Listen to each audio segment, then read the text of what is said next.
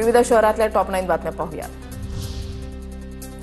शारदीय नवरात्र महोत्सवाच्या पार्श्वभूमीवर तुळजापूर इथे जय्यत तयारी। 22 सप्टेंबर रोजी होणार तुळजाभवानीच्या नवरात्र महोत्सवाला सुरुवात। मंदिर संस्थान आणि नगरपालिका प्रशासन भाविकांना सोयी सुविधा देण्यासाठी सज्ज।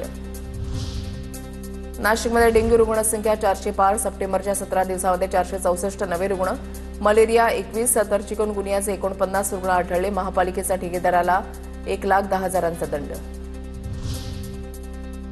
नालासोपाऱ्यामधल्या चक्रधर नगरमध्ये सुरक्षा भिंत अचानक कोसळली, कोणतीही जीवितहानी झालेली नाही। दुचाकींचं मोठं नुकसान, सर्व प्रकार बाजूच्या सीसीटीव्हीमध्ये कैद। रत्नागिरी मुंबई गोवा महामार्गावरील हातखंबाजवळ अपघाताचा थरारक व्हिडिओ समोर। कोळसा वाहतूक करणाऱ्या ट्रकनं 8 गाड्यांना दिली धडक, एका तरुणाचा मृत्यू तर 5 जण गंभीर जखमी। छत्रपती संभाजीनगर जिल्ह्यामधील खुलताबाद तालुक्यामधल्या गल्ले बोरगावमध्ये बिबट्या विहिरीमध्ये पडला। पक्षाचा पाठलाग करताना बिबट्या विहिरीमध्ये पडल्याची माहिती स्थानिकांनी वन विभागाला माहिती दिली। अमरावतीमध्ये पती पत्नीच्या वादामध्ये मुलाचा जीव घेण्याचा प्रयत्न। रागाच्या भरामध्ये महिलेचा मुलाला नदीमध्ये टाकण्याचा प्रयत्न।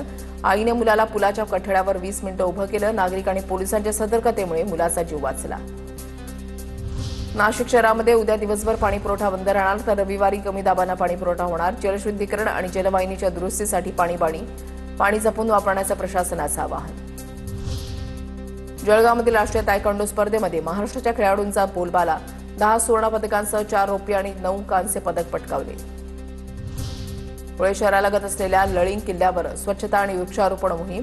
ज्येष्ठ व्यक्तींच्या हस्ते गडपूजन करून मोहिमेला सुरुवात।